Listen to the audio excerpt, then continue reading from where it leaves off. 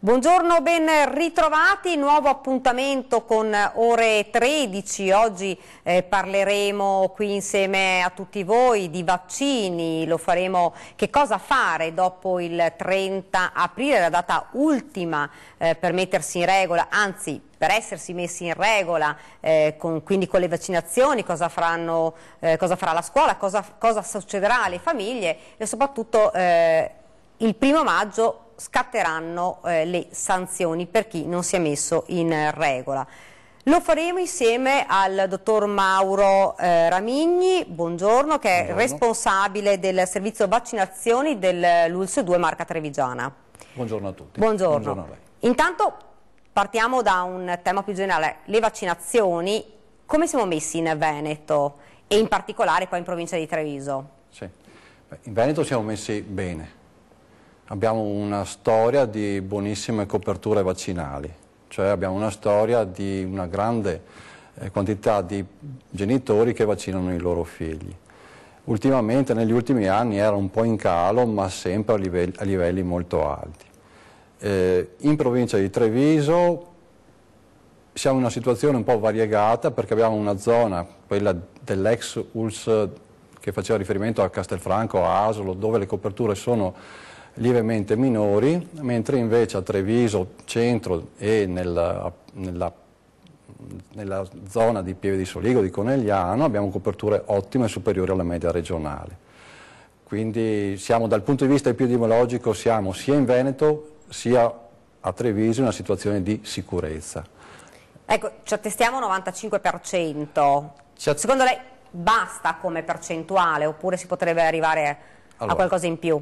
Si può arrivare a qualcosa in più, però come dicevo dal punto di vista epidemiologico siamo in una situazione di sicurezza che ci permette di dire che eventuali possibili epidemie nella nostra situazione non sono così possibili, perché appunto abbiamo quei livelli di persone che sono immunizzate e che quindi sono molto alti, appunto superiori al 95%, e che quindi permettono alle malattie di circolare con molta difficoltà.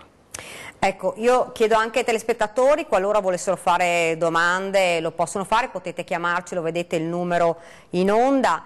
E continuiamo quindi a parlare con il dottor Ramigni. Adesso c'è una data importante, sì, il 30 aprile. Dal 1° maggio dovrebbe cambiare tutto. Sì, non è che debba cambiare tutto, c'è una data, il 30 aprile è una data importante, ma ancora prima del 30 aprile c'è stato il 10 marzo, e 10 marzo, tanto per chiarire, perché certo, noi parliamo di date e magari non sono molto chiare. Entro il 10 marzo le scuole dovevano mandare a noi delle ASL l'elenco dei bambini che frequentano, iscritti a scuola, iscritti che frequentano quest'anno scolastico qua, e noi dobbiamo controllare questi elenchi e rimandare alle scuole abbastanza rapidamente, appunto entro questa data qui avremmo dovuto mandare l'elenco dei bambini non in regola con le vaccinazioni. Dico avremmo dovuto mandare perché in realtà per motivi di regolamenti e di attenzione alla privacy delle persone il via libera per questo passaggio di informazione è stato dato molto tardi e quindi noi siamo un po', le scuole ci hanno dato gli elenchi in ritardo e noi a nostra volta siamo in ritardo nel mandare gli elenchi di ritorno alle scuole. Contiamo di finire entro questi giorni, nei prossimi 1 o 2 giorni, l'invio alle scuole materne e ai nidi, che sono i più importanti di tutti, perché nei casi di mancato adempimento all'obbligo vaccinale scatterebbe la mancata frequenza a scuola e quindi è una cosa particolarmente importante. E via via poi termineremo rapidamente anche l'invio degli elenchi a tutte le scuole fino alle superiori. Facciamo anche un passo indietro. Sì. Vaccinazioni, sì. Quali vaccinazioni sono obbligatorie per ricordare anche alla gente? Sì, sono 2 grossi gruppi di vaccinazioni, ormai sono entrati nell'uso comune il termine esavalente, che riguarda difterite, le vaccinazioni contro la difterite, il tetano, la pertosse, la poliomielite, l'epatite B e le malattie da Haemophilus influenzae, che sono malattie, in realtà non sono influenze assolutamente, ma sono meningiti, setticemie, gravi malattie dell'apparato respiratorio. E poi c'è l'altro gruppo tetravalente che riguarda morbillo, parotite, rosolia e da quest'anno anche varicella. Ecco, lei prima parlava di una cosa importante di questa legge. Sì. Ci spiega appunto e può spiegare anche ai telespettatori. Le sanzioni, esatto. Intendeva dire?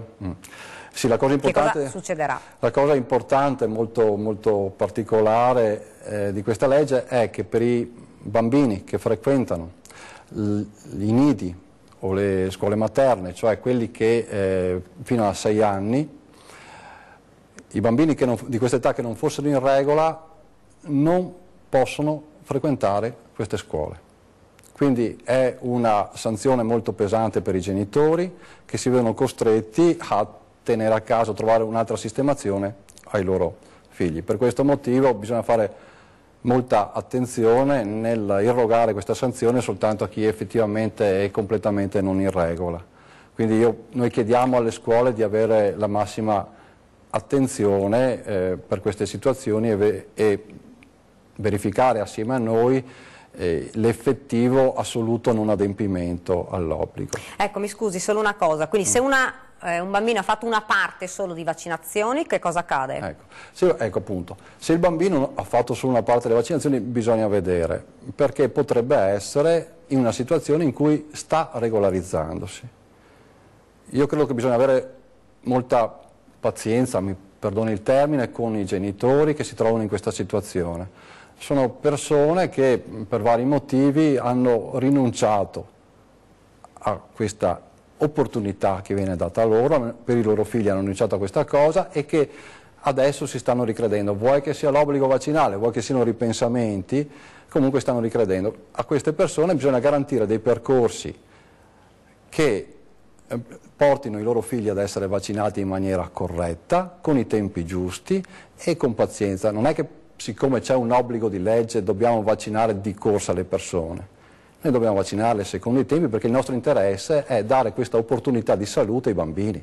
Anche se dal Ministero si era detto, insomma, c'è stato il 10 marzo, poi il 30 aprile, data ultima, nel senso non ci sono proroghe dal Ministero. Dal Ministero non ci sono proroghe, però il Ministero e i suoi consulenti sanno benissimo che si deve vaccinare correttamente, altrimenti facciamo delle stupidaggini.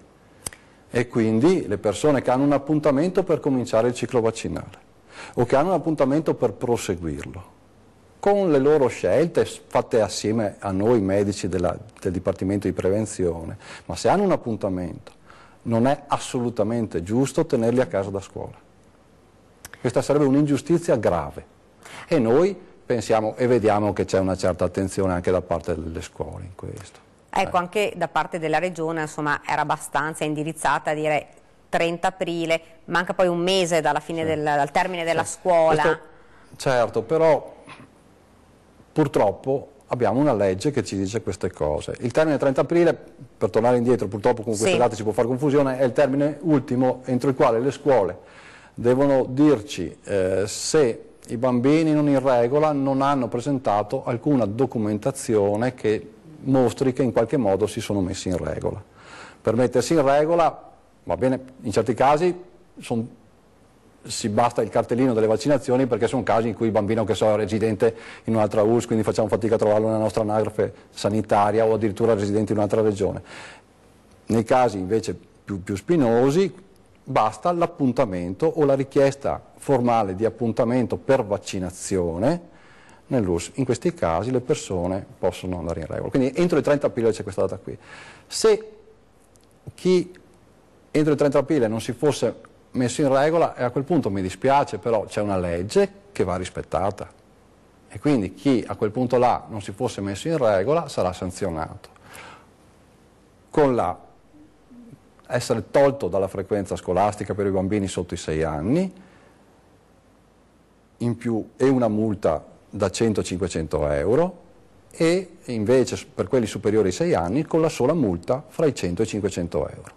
Ecco, vogliamo anche ricordare la fascia di età dei vaccini che sono obbligatori? Sì, va da 0 a 17 anni, 16 anni e 364 giorni, insomma, vabbè. Fino al termine del 16° anno? Sì, al termine del 16° anno. Ecco. Dal 17° anno? Liberi tutti. Liberi tutti. Vabbè, insomma, a 17 anni sì, c'è questa dovrebbe questa esserci situazione. già copertura? Sì, siamo... Per la nostra storia, più indietro si va negli anni, più le coperture sono alte, anche perché hanno avuto banalmente più tempo per vaccinarsi, ecco. C'è anche questo, cioè si continua a recuperare nel tempo la vaccinazione. Però la legge l'obbligo riguarda soltanto queste fasce di età. Quali sono i vaccini che più sono problematici per i genitori? Qual è il vaccino magari che più preferiscono non fare?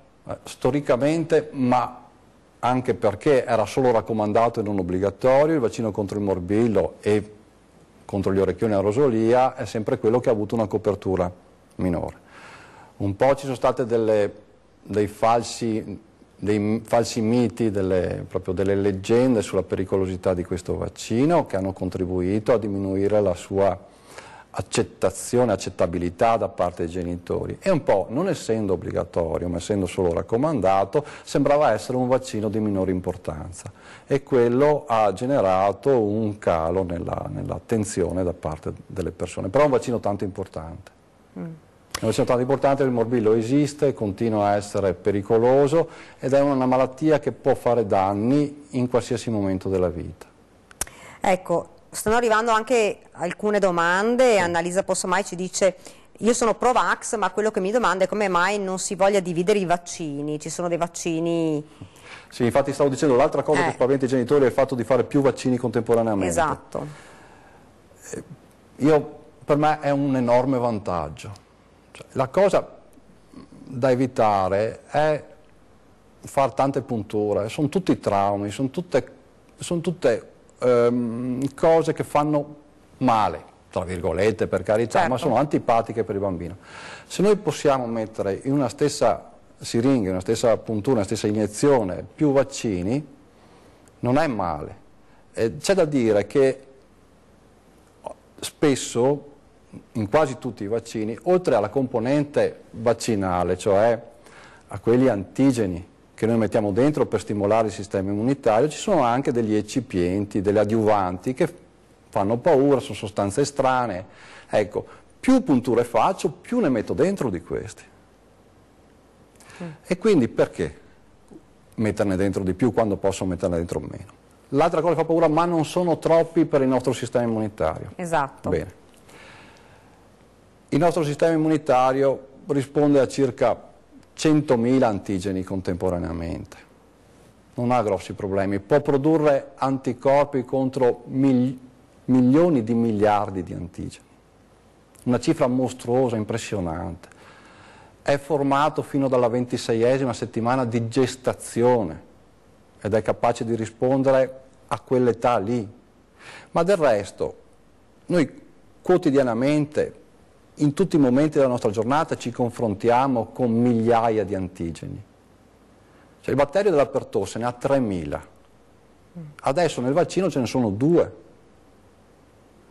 Quindi il nostro sistema immunitario non ha problemi a rispondere, non viene soverchiato da questi vaccini pluricomponente, perché è veramente poca cosa rispetto alla sua potenza. E una volta usavamo per esempio il vaccino contro la pertosse che ne aveva 3.000 di antigeni, quindi usavamo una potenza enorme rispetto a quella che usiamo adesso. Quindi io sono molto tranquillo, io li consiglio spassionatamente, se dopo un genitore non vuole, nessun problema. Anche carità. Se dopo però va a incappare proprio nella sanzione. Sì. Finisco il discorso, mi sono dilungato un po' troppo perché volevo spiegare questo. Allora, aspetti, le rubo proprio un secondo perché c'è un minuto di pubblicità, poi torniamo di nuovo in studio e continueremo a parlare proprio di vaccinazioni.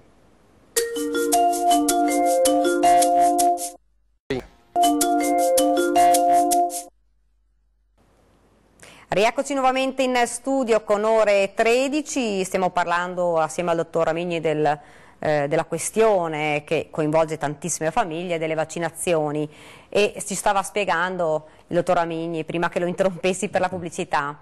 Sì, stavo parlando dei vaccini monocomponente e pluricomponente. Riassumendo, io sono d'accordissimo nel fare meno punture possibili ai bambini perché c'è un enorme vantaggio di salute per loro.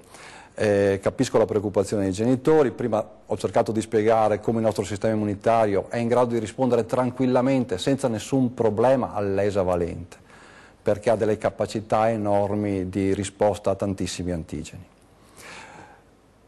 Nulla in contrario a fare i vaccini monocomponenti, ma proprio perché quelli con molti vaccini assieme sono molto più diffusi e molto più accettati, purtroppo certi vaccini monocomponente non esistono più. Per esempio non esiste praticamente più il vaccino contro la difterite, quello contro la pertosse, e in questo momento in Italia, anche se esiste nel mondo ma in Italia non esiste, i vaccini singoli contro il morbillo, gli orecchioni e la rosolia. Purtroppo abbiamo queste difficoltà. Io capisco la difficoltà, ma veramente direi con tutto il cuore che non c'è nessun rischio aumentato nel fare vaccini che contengono più antigeni al loro interno e non c'è neanche nessun deficit di risposta. Funzionano allo stesso modo. Ecco, infatti se per Annalisa Possomai ci diceva il corpo di ogni bimbo non avrebbe modo di rispondere più correttamente se fossero fatti separatamente? Lei appunto stava dicendo invece... No, fortunatamente no, non c'è questo vantaggio, risponde bene anche se sono fatti assieme. Ecco, sempre Elisa Possomai invece dice che cosa succederà dopo il 31 marzo? Sì, non abbiamo parlato del 31 marzo, esatto, nella abbiamo nostra parlato del 10 confusione marzo, di date. Perché abbiamo parlato del 30 aprile ma abbiamo parlato del 31 marzo. Il 31 marzo non esiste come data in questo momento qua nella legge, nell'ultima circolare che è stata emessa, ma in effetti le scuole entro il 20 marzo dovrebbero richiedere ai genitori non in regola la documentazione e questi dovrebbero portarla entro 10 giorni, quindi entro il 30-31 marzo, entro la fine di marzo. In realtà poi c'è questo spazio vuoto dal 31 marzo di un mese dove evidentemente perché sicuramente queste date non possono essere rispettate. Noi siamo in ritardo, le scuole erano in ritardo, anzi, partiamo dall'inizio, il Ministero era in ritardo nel darci il via libera per questo scambio. Le scuole per forza di cose erano in ritardo, noi siamo in ritardo e quindi anche questa richiesta di documentazione ai genitori arriva più tardi, quindi c'è questo spazio dove le scuole raccolta la documentazione ce la porteranno a noi. Quindi secondo me dopo il 31 marzo non dovrebbe succedere molto, ecco. Però potrebbero cominciarci ad arrivare le prime note da parte delle scuole, a quel punto là sarà nostro compito verificare la situazione caso per caso dei bambini supposti non in regola e verificare se la sanzione è da essere irrogata oppure no, purtroppo. Poi dopo parleremo anche di questo, però adesso c'è una telefonata. Buongiorno. Buongiorno. Buongiorno. Buongiorno signorina, buongiorno al dottore. Buongiorno. Volevo raccontare una storia. Sì. Allora io... E intanto lei da dove chiama? Sport. Da Montebelluna. Da Montebelluna. Sì, io nella mia vita ho sempre fatto sport. Io ho 74 anni, non ho mai fatto nessun vaccino, neanche quello che si chiamava una volta le varioe. Allora, l'unica volta che sono andato da un medico per la visita sportiva, che vado ogni anno, la mia dottoressa in Massimo Baseggio si faccia che lei è sempre fuori in bicicletta, prende il raffreddore. E insomma, per farla contenta ho fatto questa vaccinazione. Per l'amor di Dio, ho passato un anno che non le lo auguro neanche al peggior nemico che c'è su questa terra. Allora io mi domando e gli domando al dottore, ma cosa c'è dietro questi vaccini? Oltre che le case farmaceutiche, oltre tutti gli interessi che ci sono a livello europeo e mondiale. Vorrei che toccasse anche questo passaggio, dottore, perché non dobbiamo dire sempre che va tutto bene, tutto bello, tutto buono. Dobbiamo capire che i bambini, se subiscono qualcosa, da chi andiamo a bussare la porta? Se un bambino gli succede qualcosa di grave e lei probabilmente sa cosa può succedere. La ringrazio, buona giornata. La ringraziamo noi. Ci sono varie domande. Esatto, beh, tanto allora, un signore che fino a oltre 70 anni non è mai stato vaccinato, dice sono sempre stato bene e poi... Allora, a me sono le cose che mettono un po' in difficoltà, ma sono cose abbastanza normali. Certo. È chiaro che sul singolo, ogni singola persona è diversa. Certamente noi non vediamo mai tutte le migliaia di persone che sono state vaccinate e non hanno avuto nessun problema, per noi passano come cosa normale. Sinceramente adesso dico una cosa un po' così e mi perdonerà l'ascoltatore che ha chiamato. Sono molto in difficoltà nel dire che un vaccino, credo contro l'influenza o non so, contro lo pneumococco, penso che siano stati questi i vaccini, abbia causato un anno di problemi. Vorrei vedere che problemi, quindi capisco però che una cosa diversa dal solito, da cui e subito dopo questa cosa vengono fuori cose diverse dal solito, può far pensare a questo, per carità. Però questo è un caso singolo. Io quello che vedo è che noi facciamo, le dico, noi abbiamo fatto negli ultimi 5 anni qualcosa come quasi 500.000 vaccinazioni soltanto nella ex-US di Treviso. 500.000. Non è che abbiamo avuto dei casi così eclatanti di effetti avversi. Veramente non c'è stato, che io ricordi, non c'è stato niente di particolarmente grave.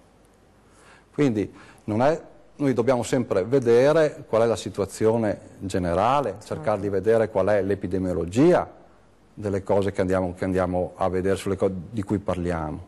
E quello che mi dice l'epidemiologia è che nella stragrande, enorme maggioranza dei casi i vaccini funzionano bene e fanno del bene alle persone. È vero, ci sono dei casi di effetti collaterali che però sono veramente rarissimi, a parte quelli soliti di avere un po' di febbre, di avere una reazione locale, quelli sono il 10-15% delle persone li ha. Ecco, però diceva anche il telespettatore, mi scusi, che cosa c'è nei vaccini? Come ho detto prima ho cercato di spiegarlo, nei vaccini ci sono degli antigeni, cioè delle proteine o degli zuccheri o dei grassi, che fanno parte dei batteri o dei virus che sono i portatori delle malattie contro cui vacciniamo, che servono a stimolare il nostro sistema immunitario, a produrre anticorpi per attaccare subito questi virus, questi batteri quando entrano nel nostro corpo e poi soprattutto a fare in modo che il nostro sistema immunitario produca delle cellule di memoria che rimangono ferme, che rimangono silenti, zitte, ma pronte a produrre di nuovo anticorpi in grande quantità quando questo batterio, questo virus si presentasse nel nostro corpo. Quindi due risposte, una immediata diciamo, e una molto più importante di memoria, di ricordo. Per quello le vaccinazioni durano tantissimo nel tempo, per quello sono un investimento per il futuro, perché durano qualcuna per sempre, qualcuna ha bisogno di qualche richiamo, ma è quello l'investimento importante. Vaccini i bambini perché stiano bene per un sacco di tempo. Dopo, vaccino contro 10-12 malattie. Qual è la paura maggiore delle famiglie? Sono il fatto di avere un effetto avverso grave. Come ha detto il signore di prima, da chi andiamo noi? Lo so, e ci sono dei genitori che vengono là e mi dicono lei mi deve firmare che non succede niente. E io dico, io ve lo firmo anche, ma sarei un cretino, sarei un idiota perché non è corretto questa firma qua. E a cosa serve poi? Quello che devo fare io è garantire che faccio le cose nel miglior modo possibile. Devo essere pronto per l'eventuale emergenza. Una reazione allergica può capitare se mangio un cibo qualsiasi, se prendo un antibiotico, molto di più che con le vaccinazioni, ma devo essere pronto a vedere questo. Devo essere capace di determinare se una persona può o meno essere vaccinata. Devo conservare il vaccino nel miglior modo possibile, devo usare il vaccino giusto per la persona giusta. Questo io devo garantire e questo sono convinto che io e il mio personale lo garantiscono al massimo.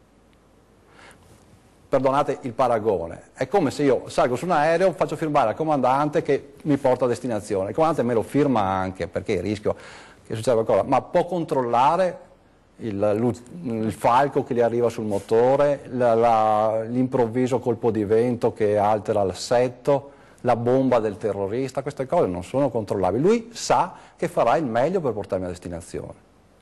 E questo è quello che dobbiamo fare noi.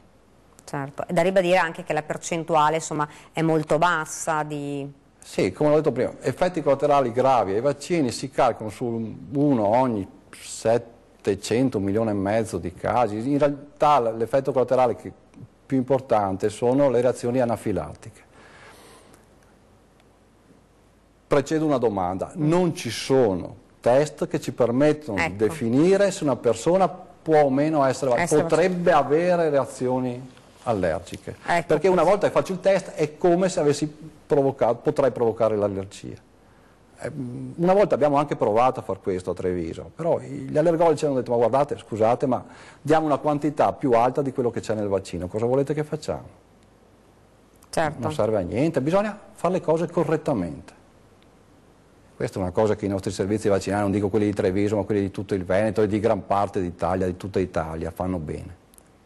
Eppure la resistenza purtroppo da parte di alcune, perché fortunatamente la percentuale è molto alta, soprattutto in provincia di Treviso, insomma da parte di alcune famiglie c'è ancora il fantasma delle reazioni. Sì. Beh sì, ma insomma è una paura. Io sono stato vaccinato credo 9 volte contro la polio, ma avevo lo zio con la polio. Certo. Cioè, vedevamo le malattie. Questi genitori fortunatamente non vedono le malattie, ma proprio perché le vaccinazioni hanno funzionato. E quindi capisco la loro paura. Capisco dire: ma perché devo vaccinare per la difterite che non c'è più? Allora è difficile venire incontro. Io posso dire: attenzione, se smettiamo di vaccinare queste malattie possono ripresentarsi. Però è vero, gli chiedo di fare un investimento contro qualcosa di cui forse non vedranno il risultato, perché se continuiamo a vaccinare bene le malattie non le vediamo. E capisco perfettamente. Certo.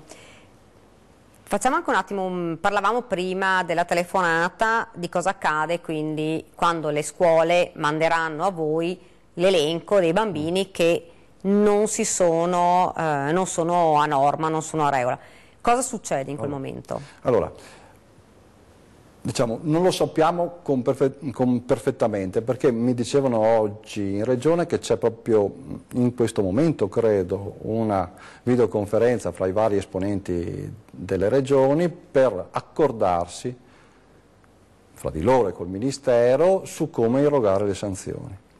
Perché questo è ancora non chiarissimo, ecco, ci sono dei paletti, quelli che ho detto prima, la non frequenza a scuola a 0-6 anni e la sanzione da 100-500. Dottor Migni, la fermo un attimo perché c'è un'altra telefonata, poi continuiamo, mi scusi se facciamo un po' avanti e indietro.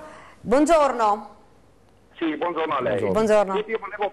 Io sono Loris Manzorato, chiamo da Resana. Io volevo portare la mia testimonianza. Sì. Sappiamo che c'è la legge 210 del 92 che risarcisce i danneggiati da vaccino. Sì. E tenete presente che io ero in Senato quando discutevano della legge e hanno pubblicato i dati dell'AIFA dopo la denuncia da parte di Codacons che hanno tenuti segretati i dati. Sì. E ci sono stati ben 5 morti certificati da vaccino e 454 danneggiati gravi.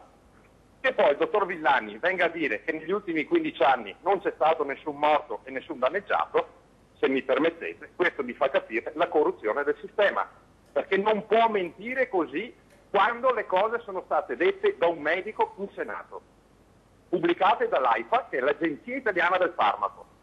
Quindi quello che a me dà molto fastidio è che quando dei dottori prendono delle precauzioni, anche su casi di immunodepressi, vengono radiati.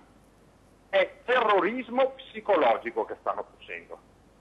Io sono sempre più convinto che se queste sono le condizioni della nostra scienza, dove qualcuno sostiene che la scienza non è democratica, dico a questo asino, signore sappiamo chi è, che la cosa più democratica al mondo è la scienza, perché la scienza è irripetibile, è universale e in qualsiasi momento può essere verificabile, quindi non è vero che non è democratica. Ecco perché io mi sto allontanando, io ho fatto 14 anni di volontario della Croce Rossa, ero a favore dei vaccini, poi ho cominciato a studiare, a confrontarmi con studi americani, con professori di primissimo livello che hanno il coraggio di parlare e non sono minacciati, come anche il nostro presidente o direttore generale dell'USA ha detto: dobbiamo dare un segnale, chi la pensa in maniera diversa deve essere radiato. oppure impone ai medici o agli infermieri di togliere qualsiasi considerazione in merito ai vaccini, altrimenti vengono pacchettati. Questa non è democrazia, signori. Io la ringrazio, poi la faccio rispondere al dottor Amigni. Prima un attimo di pubblicità, poi risponderemo proprio a questa insomma, domanda, più che domanda, a questa affermazione. Un attimo di pubblicità.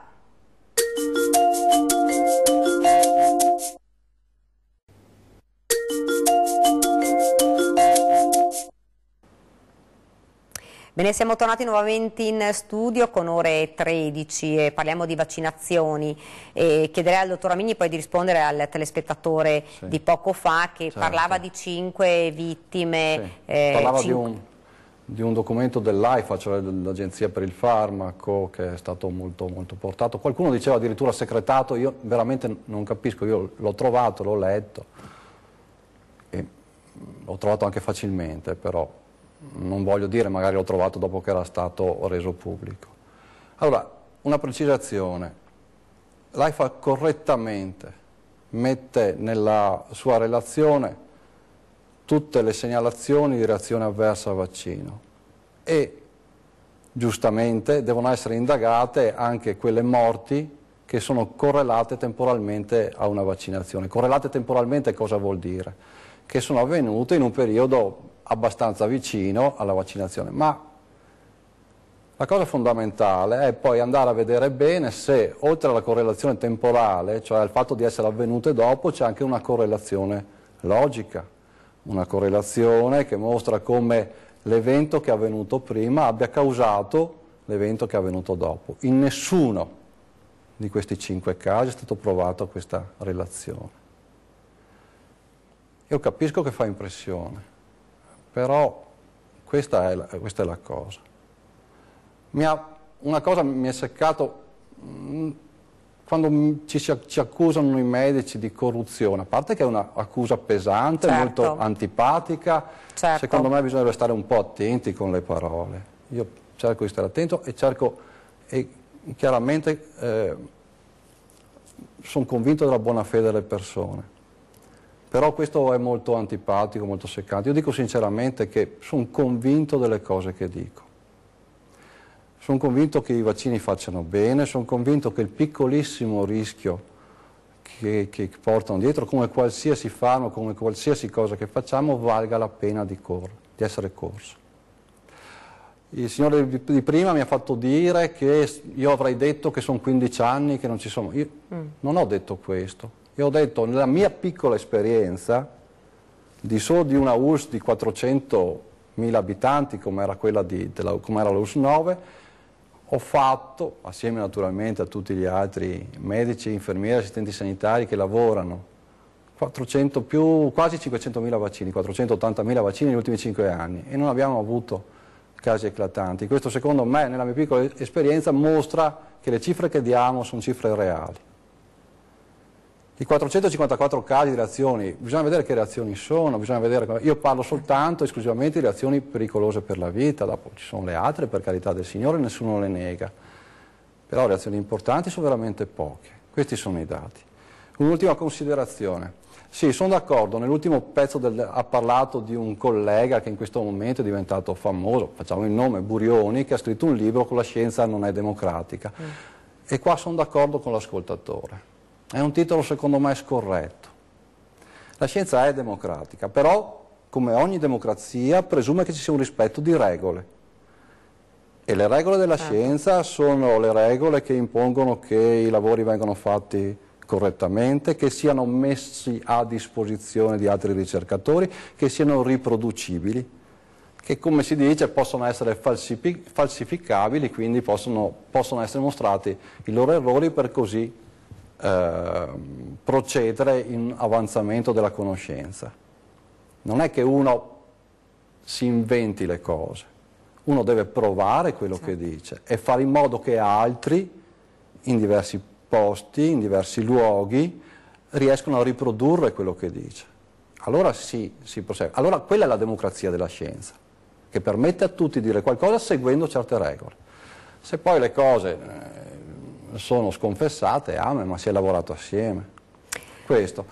Gli antivaccinatori hanno aiutato tantissimo noi, perché ci hanno fatto riflettere su un sacco di cose, ci hanno fatto studiare. Per ora io mi sento tranquillo sulle cose che faccio, sulle cose che dico. Sempre studiando, sempre cercando di capire, però non accetto, lo trovo gravissimo, che mi si accusi di corruzione. È una cosa molto, molto antipatica. Bisognerebbe stare attenti con le parole. Certo. Dottor Amigni, si parlava prima ancora di cosa accadrà, quindi per tornare all'argomento, lei ci diceva che adesso c'era una videoconferenza per il discorso regione. Io quello che le chiedevo era questo: 30 aprile, 1° maggio, quindi le scuole dovrebbero aver inviato a voi l'elenco delle persone che non hanno, dei bimbi che non sono in regola con le vaccinazioni. Voi richiamate le famiglie oppure scatteranno direttamente? Questo volevo chiederle. Noi continuiamo a chiamare le persone perché... Allora, però adesso non avete un quadro generale? Abbiamo un quadro abbastanza completo, ma non totalmente completo. Posso dirlo chiaramente? Certo. Non siamo ancora riusciti a vedere tutti, a parlare con tutti, anche perché diciamo che molti giocano un po' con noi, cioè fissano l'appuntamento, poi succede sempre qualcosa. Non dico che c'è una moria di nonne, però insomma, ecco, ci sono queste cose qua, e per carità del Signore, però a un certo punto bisogna chiudere e quindi dobbiamo essere per forza più rigidi, cosa che non ci piace fare, però chi non si presenta all'appuntamento per la vaccinazione e non ha dei motivi ben precisi per posticiparlo, non possiamo far altro che dire non sei adempiente e quindi non possiamo far altro che dire che non puoi andare a scuola, che tuo figlio non può andare a scuola e che devi pagare una multa. Io spero che siano molto pochi questi casi qua. Come numeri si parla di quante famiglie in provincia di Treviso? In provincia di Treviso, secondo me, facendo numeri pressappoco, abbiamo uno zoccolo duro in tutta la provincia di Treviso da 0 a 6 anni, io direi di un 1500-2000 bambini, che però potrebbe essere ancora ridotto. Non dico per la vaccinazione, ma perlomeno per avere un contatto con queste persone. Questi sono 1600 bambini più o meno che sono esenti proprio dalle vaccinazioni. Che addirittura non le hanno mai fatte, sì. Che non hanno mai fatto alcuna vaccinazione, e quindi sono quelli che rischiano di più, magari anche vogliono, ci sono persone che ci hanno detto no, non voglio farle. Cioè preferiscono la sanzione piuttosto. Sì, benissimo. Però il problema si ripropone poi da 6 anni in su, quando dovranno andare a scuola. Allora, la sanzione viene erogata soltanto una volta. Allora, è un po' complessa la faccenda. Esatto. Ecco, allora, il fatto di non andare a scuola vale da 0 a 6 anni. Quindi io frequento il nido, dico non voglio vaccinarmi, stai a casa. Se non cominci il ciclo vaccinale, continui a stare a casa. Non è che l'anno dopo facciamo tutta la tiritera. A 6 anni si va in prima elementare, a quel punto là l'obbligo scolastico, diciamo così, ha una valenza superiore rispetto all'obbligo vaccinale. Quindi puoi andare a scuola e la multa l'hai già pagata e quindi non devi neanche pagare la multa, però se nel frattempo ci sono ulteriori cicli vaccinali, i richiami, allo stato attuale vai erogata un'altra sanzione, quindi c'è un'ulteriore multa. Mi scusi, è un po' complicato, faccio fatica a spiegarlo. Mi scusi, è un po' controsenso, nel senso, che cerco di farvi capire. Devo stare attento fino a 6 anni c'è l'obbligo, e se no non vai a scuola, però da 6 anni in poi, siccome poi c'è ovviamente la frequenza obbligatoria della scuola, puoi andare anche se non sei vaccinato, però. Sì. È un po' un... No, io una delle cose che dico sempre ai genitori quando facciamo i colloqui: non parlatemi della legge. Cioè, nel senso che è un po' un controsenso, perché uno... Allora, sì, è un controsenso. È difficile da dire, io non sono un giurista e capisco la difficoltà nel mettere a punto una legge di questo genere. Non dico che non ci fosse bisogno, perché noi eravamo in una situazione differente da, credo, tutti gli altri stati del mondo, in cui avevamo 4 vaccinazioni obbligatorie: tetano, difterite, polio, epatite B, la difterite dagli anni 40, al 39 mi sembra, polio e tetano dagli anni 60 e l'epatite B cos'era, 88-89. di vecchia data, quindi. E poi una serie di vaccinazioni raccomandate, fra cui vaccinazioni che probabilmente hanno assunto un'importanza superiore a quelle obbligatorie. Quindi questa differenza qua doveva essere sanata. Non c'era in altri stati del mondo, dove o sono raccomandate o sono obbligatorie, che so, per entrare a scuola, certo, per entrare nei college americani, c'è una serie di vaccinazioni, un bel gruppo di vaccinazioni. In Italia c'era questa diversità, doveva essere sanata. Si è deciso, alla fine in fretta, secondo me, di sanarlo con questo obbligo, e la coercizione è sempre poco, non è ben vista, certo, non è mai stata vista bene. E questo è una grave pecca della legge. E poi ci sono queste cose qua per cui uno paga e quindi può andare avanti. Se le sanzioni fossero state più alte, allora era... Probabilmente, certo. Certo, però allora chi può permetterselo paga, certo, è un'altra ingiustizia, quindi capisco la difficoltà del legislatore nel mettere a punto un provvedimento così complicato e complesso. Quindi abbiamo questo, vedremo se sarà cambiato, vedremo cosa succederà, intanto cerchiamo di lavorare su questo. Ci rifermiamo per un'altra piccola pausa pubblicitaria e poi di nuovo in studio.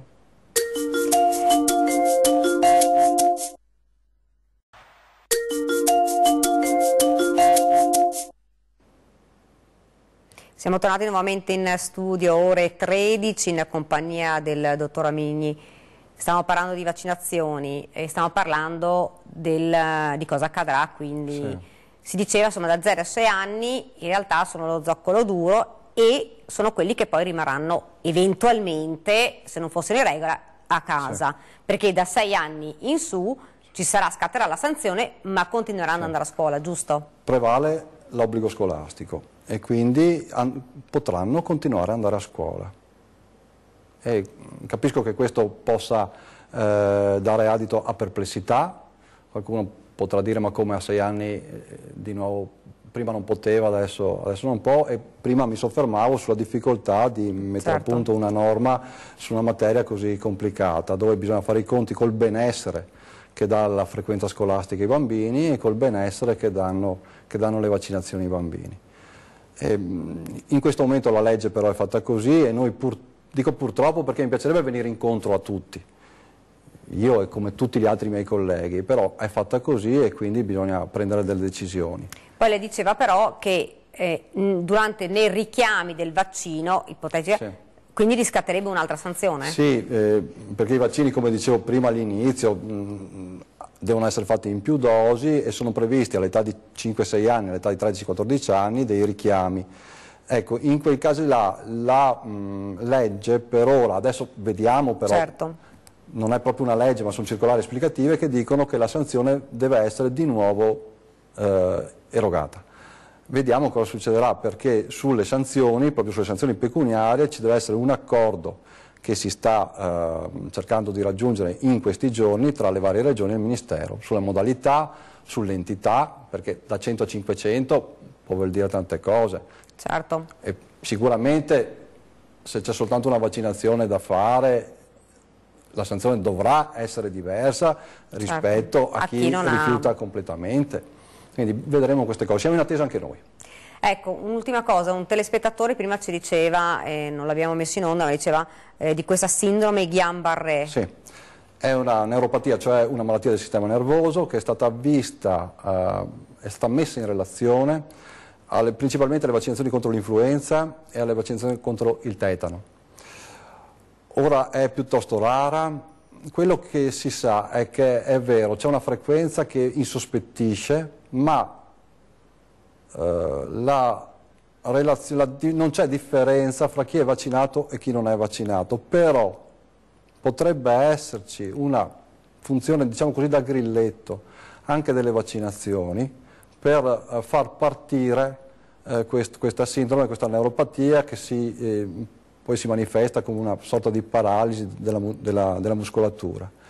Quello che si è visto è che non c'è differenza di frequenza fra le persone vaccinate e le persone non vaccinate, però si sa che alterazioni del sistema immunitario stimoli del sistema immunitario dovute per esempio a una malattia virale, possono far partire questa sindrome qua, e quindi anche le vaccinazioni che hanno come loro caratteristica per forza quella di dover simulare un'infezione per mettere una risposta di sistema immunitario, si può pensare che possano essere anche loro un punto di partenza per questa sindrome qua.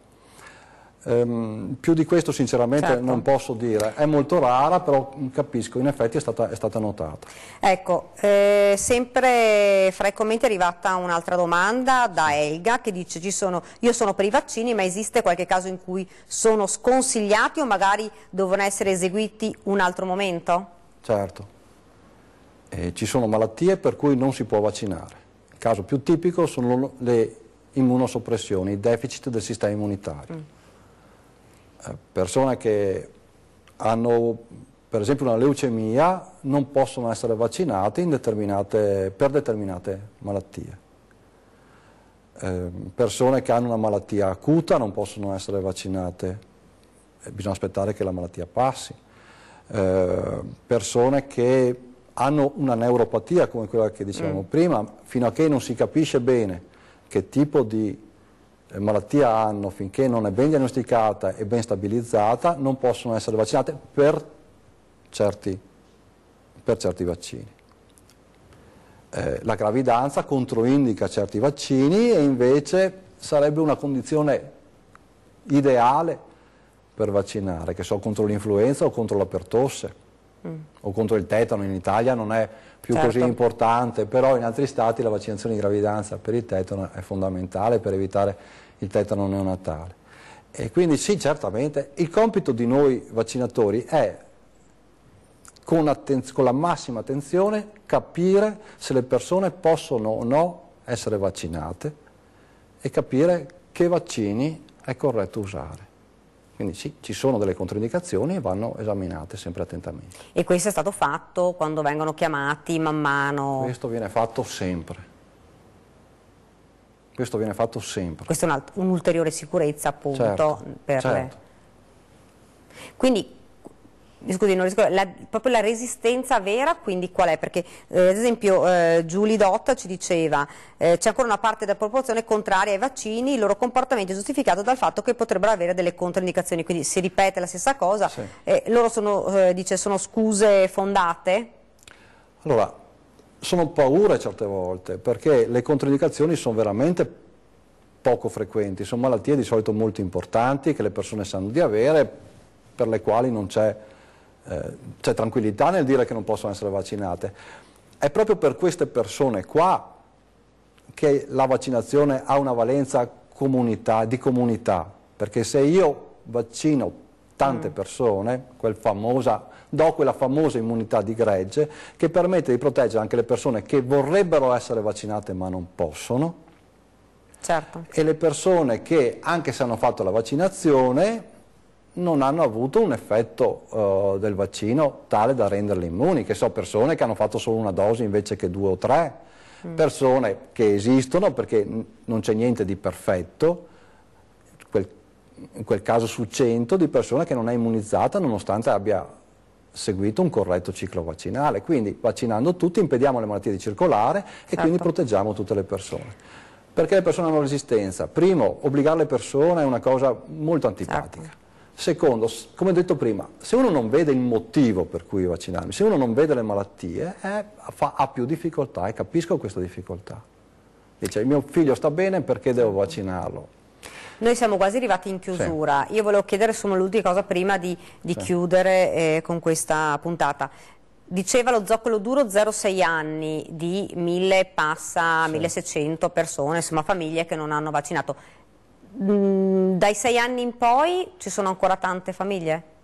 Dunque, da 6 anni in poi ce ne sono molti di più i bambini, noi parliamo di sono 40.000 bambini a 0-6 anni e sono 120.000, faccio due conti così più o meno.